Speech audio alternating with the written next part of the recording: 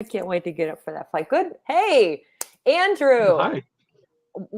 I'm waiting for you, and you're still in your car. Like, I'm not sure what's up with that. Like, why aren't you here yet? Yeah, I feel like I'm like a on the beat reporter here. Like I'm coming to you live from the streets with the update on all things education in Nebraska and whatever else. So yeah, I don't Yeah. know. Just doing the parent thing tonight a little bit too. So just my son's in at practice and thought I'd chat with you guys for a little bit. Well, that is very much appreciated. And so we have a great chat coming up here for anybody who's joining in. And if you are joining in, we would love to know who you are, where you're joining from, and get you to share some of your stories too. And if I freeze on the screen, you can probably still hear my voice, so we're not going to worry about it. But we do have some other guests. But first, I'll introduce myself. I am Rachelle the Pose, and I am a Spanish and STEAM teacher, love learning. And we're talking tonight about my most recent book, Things I Wish ... Knew. And I have some of the amazing contributors here tonight with me. So first, we have Andrew coming straight from his car. Andrew, let us know who you are and where you're joining from. Yeah, I'm Andrew Easton, and I'm joined tonight from Omaha, Nebraska. I'm the digital learning coordinator for the service units or service agencies statewide here. So I get to work with all 17 of those. Finishing up finally after several years here, a book on personalized learning, and I host a weekly podcast called The Good Life EDU Pod that actually I think you're going to join me for not too long and get a chance to talk about the Yeah, book. if I don't cancel again, if I don't reschedule, sorry. Hey, stuff happens. And the ironic part of it is that day, like 3 other things rescheduled. I was like, I could have done the podcast. So thank you for being here. And next, I'm going to bring up Melissa Hayes. Melissa, let us know who you are, even though it says on the banner, but a little bit about you. I'm Melissa. I'm from Hilliard, Ohio. I'm a second grade teacher, and I'm excited to be here and see you guys. I know. I will be more excited when I get to actually see you in person. Like one of these days, it will be an in-person experience. So thank you for being here. And next comes Jessica.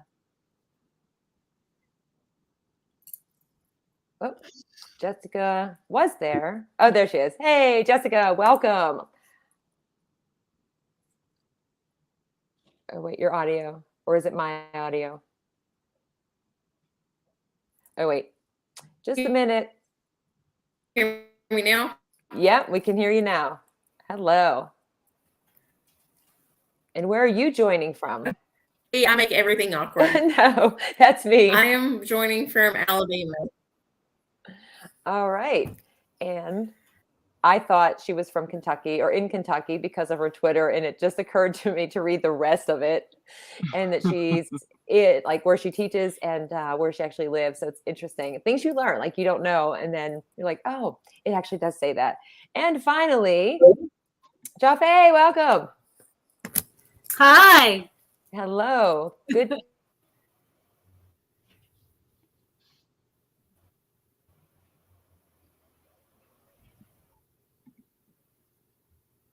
See, everybody is like joining in right now, and it's gonna keep up at some point. So let us know where you're joining from and what you do.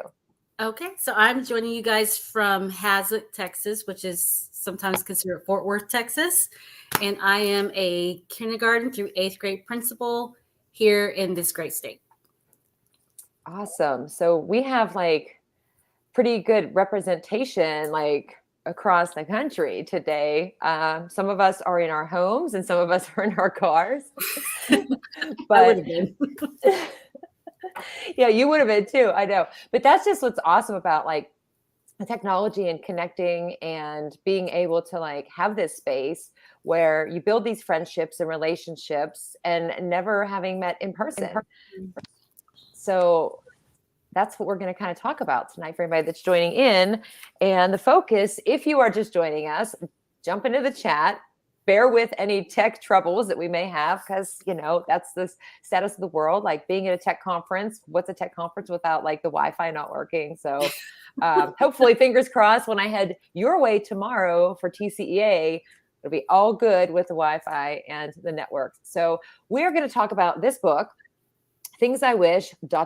knew, which was an open-ended prompt for anybody to fill in something that they wish somebody else knew. Could have been things I wish teachers knew, things I wish I knew when I started teaching, things I wish parents, students, administrators knew, or just the community in general.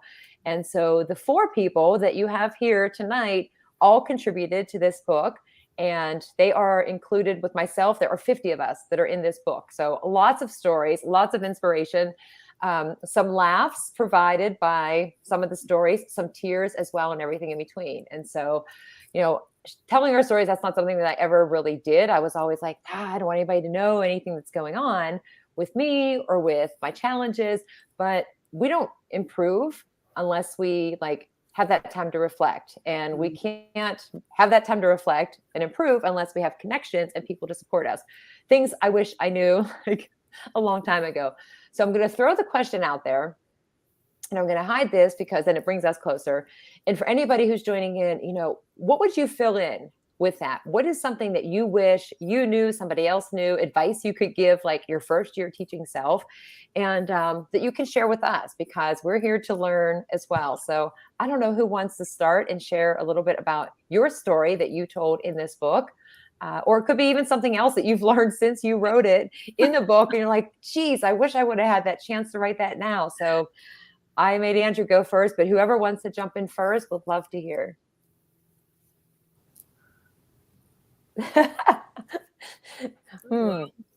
Any takers? I'm happy to go ahead and kick things off then. All right. You guys can hear me all right? Yeah. Okay. Well, I was really grateful for the opportunity to contribute to this, and loved that prompt because it really gave me an opportunity to do a little homage to my mentor teacher from whenever I was a first year teacher, who actually continued to teach at that school, as did I, for about 6 years. And then the year that I left that district, he also retired. The best teacher that I have ever had the opportunity to observe, hands down.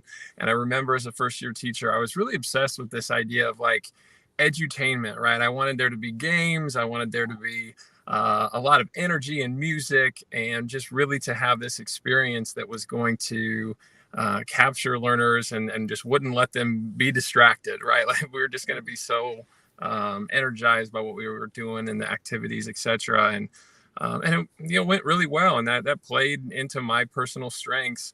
And about halfway through, maybe like the first year, and then even especially into the second year that I was teaching, I started to go observe other teachers more, and I went and watched my mentor teacher. And when I went into his classroom, it was just notably different. Students, the second the bell rang, everybody put everything away, and it was quiet, and they waited for him as he walked across the room and sort of nestled down in this chair, where he just started to lead the entire lesson, just it felt like extempore right there, from this chair. And students hung on every word that he had to say, because he didn't waste any, and he had a lot of wisdom and just some insights that everyone showed up for, and it really taught me that engagement can look very different for different reasons. Yeah. And it pushed me through that season, and then for the rest of my career, really, to think about yes, I hope my learners are engaged, but am I diversifying the ways that we're doing that, and is that authentic to the learning, or is it edutainment? And I think a healthy balance of both is always welcome. Yeah. And I don't know if we talked about this before or not, but the engagement, I often speak about engagement. Even today I did a webinar, a virtual presentation for a conference here. And I said, I was so wrong about engagement. I just thought it was because the kids looked happy because they were playing a game of Kahoot. They're engaged, they're learning, it's awesome. And I'm super engaged right now. I just kind of froze with that for a second.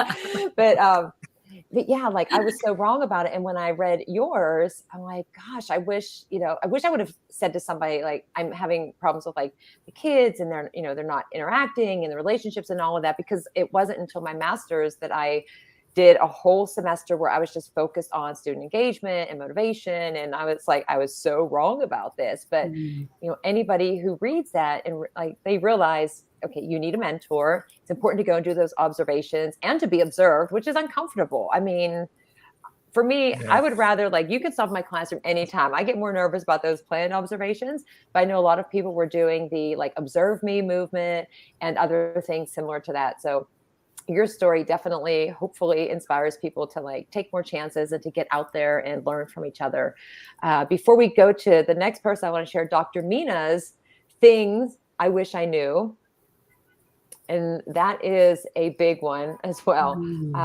Back in the 90s. I mean, just think of how much we've changed in our careers. Goodness, I've been there a long time. So thank you, Andrew, for kicking it off. I was going to pick you anyway, but I tend to always go to you. So thank you. Here for it. All right. And who wants to go next? I'll go. Okay, go ahead. So my part was to share the story of our son who was self-harming, and it was brand new to us, and I'd never heard of it ever before in our lives. And so being a principal, I think sometimes we're seen as the person that is supposed to have it all together. We have all the answers. But behind the scenes, I didn't have it all together. I didn't have all the answers. I just knew that we're trying our best to keep our son alive at home, and I'm barely sleeping. And I'm trying to keep 300 plus students alive at school, and I'm barely sleeping. And so one of the things that I really took from all of that is, first of all, you have to learn how to advocate for what you need. And it's okay to step back when your cup is not able to be filled enough for you to give to others. And in education, I think sometimes we shame each other a lot, and we make each other feel bad for saying, I can't do this right now. I have to step back. And so I dealt with a lot of that shame, a lot of my own self injury of trying to figure out, how do I lead at school, take care of things at home, everything's falling apart. But I had to step back from being the leader to being in a different position where I can just focus and learn how to be a mom in a different way, learn how to be a mom of a kid who didn't want to stay alive. Yeah. You know, how do you push forward for somebody that didn't want to be alive? That was hard. I'm smiling now, but that was right. You know, and so there was one moment I do remember him and I had a moment, and I said to him, "You're not welcome. Your behavior is not welcome. So your behavior has to leave. You can stay, but your behavior can't stay." And that was kind of like a choice he had to make, because in order for him to remain in our home, behaviors had to change. And there was a lot of other things happening on top of the self-harming and suicidal stuff, everything. And so then, of course, you have to go to work, and then the announcements, "Good morning, everyone. Welcome to school." And the whole time internally, I'm like, "Hey, y'all have no idea what's happening in my life."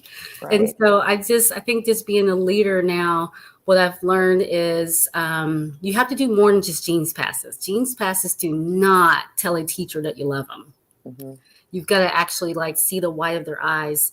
You know, I got a text today at school. Can you come up and chat? I walked up and the teacher said, "I just need to say this. I'm there," you know, and just be able to do that. And and I'm in a beautiful district that if I do that as an administrator, they will stop what they're doing and listen to me. And I learned throughout this whole process that it's okay for me to want more for myself as a leader, to be in a place where if I'm falling apart, I can do that safely, and it's not counted against me. And as a leader, I learned how to do that as well. You falling apart, it's not held against you. We're human beings trying to raise human beings. And, you know, and my foundation was shook, but it's stronger now. And the only reason why I even share the story is because my son gave me permission to share it. But it was a hard time. And, but, you know, the thing I just wish people knew is just, you know, when you ask me, how am I doing? That was hard, because I'm always going to tell you how I'm doing. And during that time, it was, I'm fine. And I wasn't fine. I was not fine. It was not good. But it's great now. You know, he's married, beautiful wife, a beautiful grandson, and God is good. Yes. It all worked out. But it was, you know, it was hard as a leader. You're trying to lead. And so as you know, us as principals, we've got things going on too. And We just need to be more collaborative. It shouldn't be this us versus them. It's got to be more collaborative on our campuses because we're all going through things. Yeah. And I mean, I can't even imagine. I mean, we've all had, lots of things to deal with. I mean, the last 2 years for anybody, they've just been challenging, but to deal with something like that, so personal, but, and you didn't have to go, it's one thing if you work someplace where you're not interacting with all of the people in the school, especially in a leadership position, but when you go in and you're dealing, like you're working with teachers and everybody, and I don't know how you do it as administrator. I honestly do not know how you do it, because there have been days where, I've had things going on, things happen with family or friends or something, or you're just stressed, like you got a lot of things happening, but you keep it together, like how you do it. I'm great, like energy, because you feed off of the energy of the kids, and no matter what's going on, like it just pulls you back out of whatever it is. But then part of me, after reading your story and some other ones too, it's like, they need to know that like we go through things too, because if they look at you and they think, wow, like everything's perfect, you're happy all the time, like we have to help them to build those skills. And so you, with reading that story, and anybody who's read the book, like, you read the story, it's so informative to share, like as leaders, what all of us have to do. But I appreciate you being so vulnerable and sharing that with everybody. And I'm glad to know that you have this, amazing family, grandbaby. Oh my gosh. So it's a great story. Yeah. And thank you. Thank you. And Dr. Mina, love that. I do love that too. When you said you can stay, but your behaviors can't stay. I thought I needed that years ago, because there were, you always find out about students that like you get this student is coming in, and you hear and I never wanted to hear all of the, like, the background, unless it was like essential background. Like I wanted to get to know the students myself. And there was one student that I was seeing the behavior from the very beginning of the year, and I never saw the student until like months in. And I just wish that had been different. So love that quote. So thank you. You're welcome. Yeah. All right. Jessica or Melissa? I can go. Okay. Mine's a little different. I didn't really have a story. Mine was kind of like an outline, because I've taught second grade for 20 some, I can't remember. I always have to count. And last year it was fully online. And anyone who knows me knows that last year was the roughest and toughest year ever. Not this year, last year. I am very much a lover and a hugger, and I connect with my kids no matter what. And last year was just really mentally difficult. There was a lot of crying. There was a lot of throwing things. There was a lot of drinking. So last year was pretty rough. But so my part in the book was more of a, some funny things and some serious things about things I wish I knew teaching in a pandemic. For example, relationships are completely everything. It doesn't matter whether you teach virtual, hybrid, or face-to-face, you can have fun no matter what you do. You can wear pajama bottoms every single day. Nobody cares. Pets will make an appearance no matter what on Zoom. Doesn't matter. So mine was just kind of an outline of things that, I don't know, I realized last year that came to life. And it was a difficult year, but it was the most rewarding year. And luckily I had the best parents, the best kids. So it made that year much more manageable, but it was pretty tough. Yeah. And I love how you describe what you wrote, because you weren't the only one that did that, because Tatul and Justin Schleider also contributed. And, they had this list of things, and it was about a lot of different people. Like I wish that they knew about, I wish students knew, parents knew, and everything. And I put yours and theirs towards the end just because of the format of them. But like, it was so on point with so many things. And I love the ones that you share, like the pajamas, definitely. The relationships, of course. I like the whole list. I'm trying to go to that page here now, but I won't get to it fast enough. But between yours and then with Tatul and Justin, like with them, and they'll be on next month, I think. They just went through, we were talking in a group in Voxer, and they just one after the other. And so I just took all of it and put it into the book in this big long thing and tried to organize it. But just like they're right. There's a lot of things, great advice, things to remind us of. And that's why I thought it was essential, especially yours too. Like it was a benefit to be able to write this, to finish writing this. It had already been started, but finish writing it like while we were experiencing everything during the pandemic. Well, I mean, we still are, but like at that point, to have this added into it. So thank you for that, for being part of that, and for sharing great advice and things that are very helpful, especially moving forward. And so now we go to Jessica.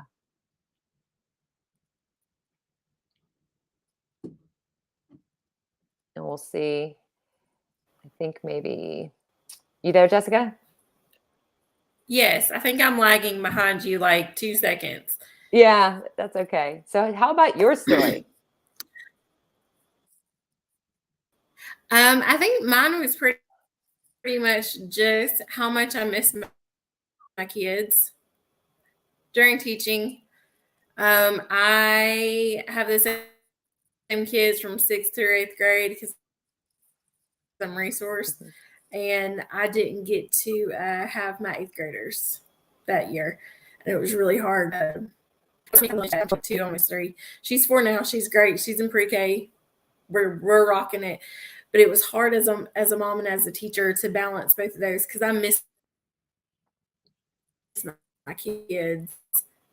They're like, I think people who are admin are fantastic. Mm-hmm. No desire. No desire to have to be responsible for more than just my kids.